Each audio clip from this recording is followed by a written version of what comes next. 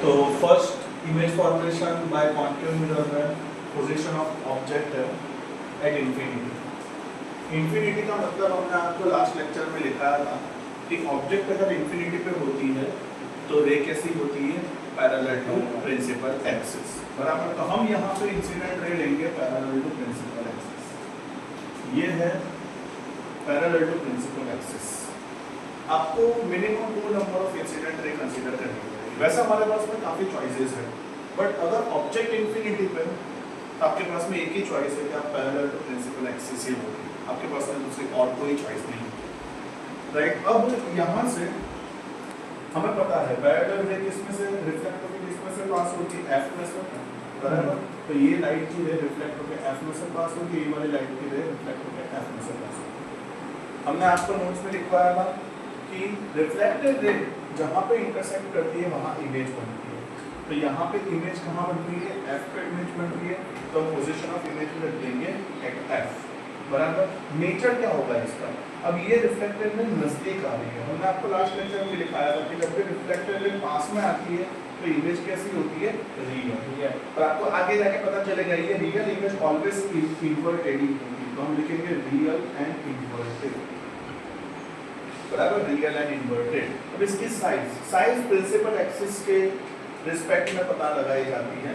अब देखो यहाँ पे बहुत छोटी साइज की इमेज मिलेगी, बहुत छोटी साइज की, हम उसको लिख सकते हैं पॉइंट साइज इमेज या हाईली डिमिनिश्ड पॉइंट साइज,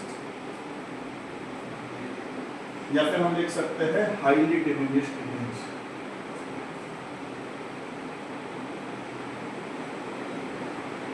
ऐसा हम लिख सकते हैं, पॉइंट साइज इमेज मिलेगी या हाईली डिमिनिश्ड इमेज मिलेगी। ओके, अब उसके बाद में पोजीशन ऑफ ऑब्जेक्ट है बियॉन्ड सी, मतलब आपको एक ऑब्जेक्ट लेना है, बराबर। फॉर एग्जांपल ऑब्जेक्ट के तौर पर हम एक कैंडल ले लेते हैं, as an object we are considering the candle. ये कैंडल में ये इसका टॉप है ए और बॉटम है बी, बराबर।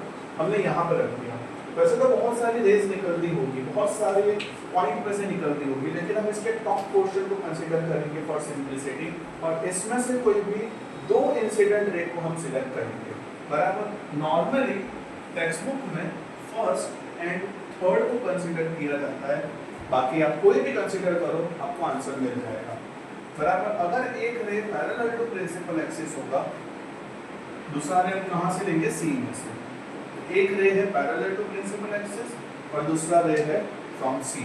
पैरेलल टू प्रिंसिपल एक्सिस वाला जो रे है वो रिफ्लेक्ट होकर किसमें से जाएगा, एफ में से पास होगा, और सी वाला जो है वो उसी पाथ पे वापस रिफ्लेक्ट करेगा। यहाँ पे अगर आपका मेजर देखो, मैंने थोड़ा सा इधर से पास किया है, बराबर। तो मैं यहाँ पर एडजस्ट करने के लिए एफ को थोड़ा सा ऐसे सेट कर देता हूँ, बराबर। बट आप नहीं कर पाओगे, आपके आंसर एग्जैक्ट मिलेंगे नहीं। देखो मैं कैमरे के सामने बोल रहा हूँ कि एडजस्ट करने का, लेकिन पता नहीं चलना चाहिए कि आपने एडजस्ट किया है ना।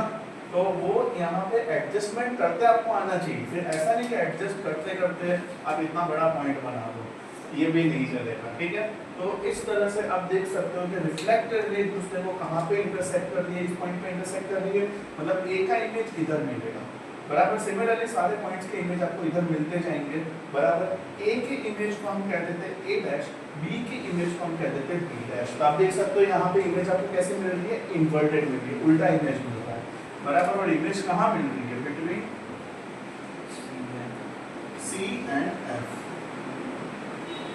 कहाँ पे इमेज मिल रही है, C and F. Nature of image, बराबर। अब ये इमेज का नेचर कैसा होगा, बराबर। तो ये दोनों रे एक दूसरे को रियल में इंटरसेक्ट कर रही है, इसके लिए ये होगा रियल, और रियल के साथ साथ में ये कैसा होगा,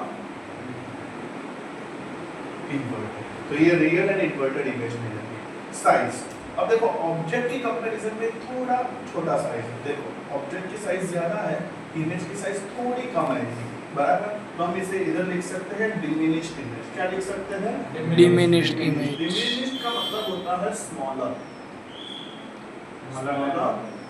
देन ऑब्जेक्ट, ऐसे आपको इमेज मिलेगी।